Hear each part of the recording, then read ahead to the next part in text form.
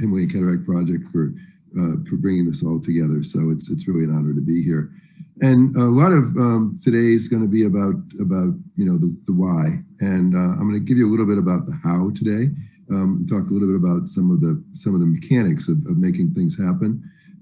I'm going to talk specifically about building a business plan and the role of a business plan. And it may sound a little dry. I'm going to try to spice it up for you, because I can tell you the business plan is like the heartbeat of a business. And so let me first put up my disclosures, because this looks like I must be a schizophrenic with too many things going on, right? But it's not. This is all one thing. This is all about refractive surgery. My entire life is devoted to having refractive surgery be primary care for vision correction on a global scale. It makes sense financially, it makes sense functionally, it makes sense safety-wise, occupational fitness, everything about it is right. And all of these things support that. I want to specifically thank the Refractive Surgery Alliance for helping with today. And of course, what I'll be drawing on is a lot of the content from the Physician CEO program today. Many of today's panelists, more than half, have been through the Physician CEO program. And it's a very practical way for you to become adept at business. And then also, I want to just recognize and thank the World College of Refractive Surgery and Visual Science. We have Dan Derry, Osama Ibrahim, Dan Reinstein, and others here today who have been instrumental in that. And I will very soon be putting up the Visual Freedom Foundation, which is going to be chaired by Osama Ibrahim and with Dan Reinstein, with Dan Derry rather, working to bring support and financial support for refractive surgery and global refractive surgery. So there's this concept, and this is really what it boils down to with a business plan. This quote by Yogi Berra: "If you don't know where you're going, chances are you aren't going to get there." A business plan simply causes you to map out where you're going, and it causes you to think through the business, think through the plan, and what we're doing. Everything you're doing is a business, whether it's running your practice or running a charity or running an event or an outreach. It is, in a sense, it's a business unit.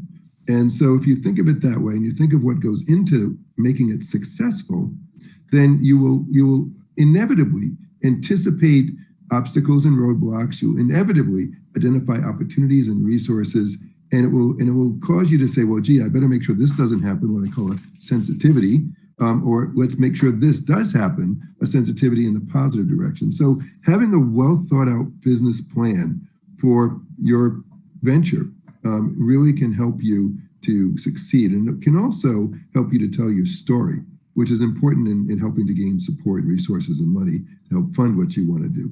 It does not have to be a long narrative. It can simply be a PowerPoint, and it should cover, and you can read 1,000 different web sources on how to write a business plan. There's even tools to help you write a business plan, but it should look at your purpose and scope, activities, where you're going to get your money from, your expenses, your resources, your risks, your opportunities. It brings it all together into a narrative, which really for you is a mental exercise to say, how am I going to make this work? And this is one particular tool that we like. It's called the Business Model Canvas. It's available online. You can print this out on a 4x6 or 3x5 kind of big sheet and put it on your wall in a laminated way. And put yellow stickies on it and move ideas around. It's a great brainstorming tool to work and really develop these concepts of what goes into your business and ideate and imagine it. It's very easy and inexpensive to plan on paper. It's very expensive to innovate and plan in real time. So I encourage you to just do this on paper and to thinking things through. This is the source for that canvas. It's called Business Model Generation, and it's available online. It's very inexpensive. Now, people get hung up when I talk. I say business plan, they hear accounting, and this is a misconception. Okay, there's so much more to a business plan than simply the financial modeling. Does the financial modeling have to be correct? And yes, it does. You can use a friend to help you with this. You can run it yourself, but it's not complicated. And really, I'm going to walk through some of the concepts of financial modeling, because if you have the concepts, then the execution of it becomes obvious, and you can certainly hire some of this or borrow some of this from a friend. But basically, in a financial model, all you're saying is, am I going to come out sustainable or unsustainable at the end of the day? Will I be profitable or not? And you may think, oh wait, Guy, we're in a global health environment right now. Well, Dan Reinstein talked about sustainability. Profit definitely has a role in every business. Profit's not a bad word. We'll talk about that in a moment. But Dan Reinstein's point about changing the equation to have the sustainability be part of your plan, where one part can fund another, where there can be an opportunity for maybe your refractive to fund your cataract surgery. This is what we're trying to get to, and we have to be sustainable if we're going to accomplish our mission. So think about it this way. You bring in money in some way. That might be donations. That might be surgical fees. That might be teaching fees. That might be research fees. You bring in money from sources. You have certain expenses. And in that, we're going to talk about that, but there's what it costs you to do what you're doing. And then there's overhead. And then you have this thing called operating profit before taxes, which can also be thought of as EBITDA, it's the word you'll hear. Then you may pay taxes, or you may not, depending on what your tax status is. And then there's a profit at the end. And that's, it's not any harder than that. People see spreadsheets and they panic, particularly doctors. It's not any harder than that. So this is a very simple rubric, but it is what you see on every spreadsheet for a profit and loss statement, and it's something you certainly can do. When you create this, you then do this over time. You say, okay, this is what it costs to set it up. This is what I'll do in my month 1, month 2, month 3, year 1, year 2, year 3. And I have this thing called a pro forma. It predicts the function of my organization and tells me how I'm going to, where I'm going to break even, where I'm going to start to have sustainability and profit, and what kind of value I'm going to be creating with this. And we have this concept of sensitivities. And so in your pro forma, you'll be looking to drive sustainability, drive revenues, cut expenses, and you'll be looking to different inputs that you can have to do that. The wonderful example of Paul Farmer that Jeff Tabin gave earlier of saying, gee, these HIV drugs are too expensive. How can we lower the cost? I mean, that's the kind of thinking that goes into your business plan, into your business model, into your pro forma.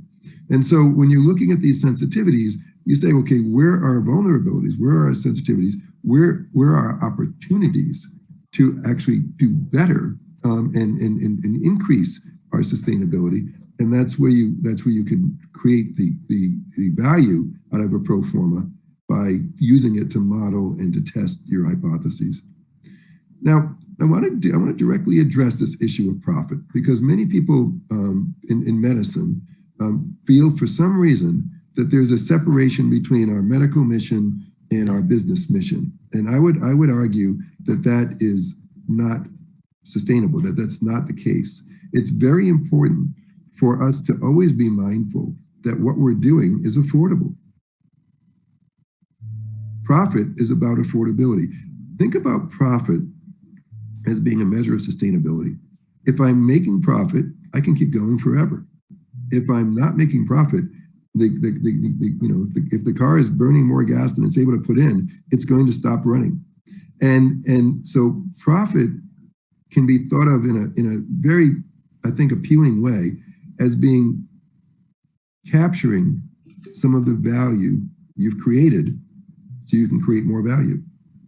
So you're creating value with a business.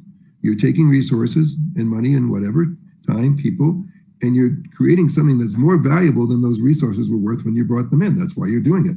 You're creating something of more value that's bigger than the input. And the difference is the value created. Profit is the portion of that value that you create that you capture for yourself. The rest of it you distribute to the people, let's say the people you serve, the communities you're in, other places, and that part of it is called consumer surplus that goes to the consumer.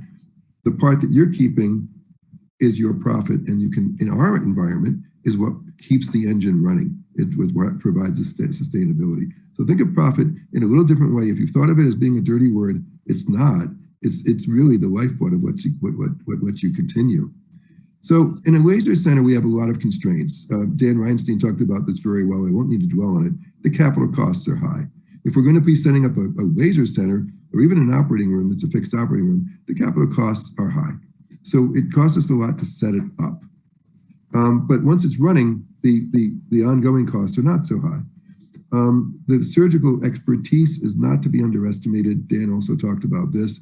It's extremely important that we don't underestimate the training and expertise involved, and recognize that in the context of a situation where you have a high capital cost and low variable cost of cost for doing every procedure, it's all dependent on volume. If you do one case, you'll never have enough income to survive. If you do many cases, you will. So it's all dependent on volume. So there are many ways that you can bring in, and many other ways you can bring in support for your venture. Dan's done some of this in Nepal with Jeff Taven, looking at opening up as a research center. There's ways of doing cost recovery, having sliding scales and funding people who can't pay with the people who can pay. There's grants, there's allied organizations, governments, manufacturers, all kinds of people will contribute if you have a compelling business plan that tells a great story, that causes people to be excited, and shows that it can be sustainable and can be successful. Quality is absolutely the key, and it's very important that we never put out shoddy refractive surgery. We're dealing with typically younger people who have a lifelong of future ahead of them. To use their eyes, they have to be done well. They have to have very little, if any, complications. And we have in this the opportunity to really drive a lot of value through our work. You know, it's been said in different ways, you know, but refractive surgery, because it's on younger people, has a long-term benefit, which allows us to capture a long-term value for the people we work on. So it's a lifelong benefit for these people, affecting their occupational fitness, their ability to make a living, to go to school, to be safe, to drive safely, to avoid accidents, to all these different things. So the cost justification is really not difficult as you make your business plan and tell your story. And in my mind, and I think in the mind of all the people on the podium today and in the webinar today, refractive surgery is really the financial engine that's going to make eliminating needless blindness a reality, because it will separate us from always depending on outside funding and the largesse of society, who has many other priorities in the world, and lets us create our own engine to fund our own work to make our mission achievable. And that's really where I think refractive surgery fits into this. With a good business plan, you'll know where you're going. We know where we're going. Let's all go there together. Let's accomplish this vision. Let's do it in our lifetime. Time is of the essence. And if I can help anyone doing anything, I've helped a lot of people on this, I consult with a lot of people who are here today. Please feel free to call me. I'm happy to help. I don't charge or anything. I'm just happy to do it. This is part of my mission. And I'm so grateful to all of you for being here, and grateful to Ashiana for having this session and launch and this series start, and for us to be working together to accomplish the mission of bringing refractive surgery to the world as primary care for vision correction. Thank you.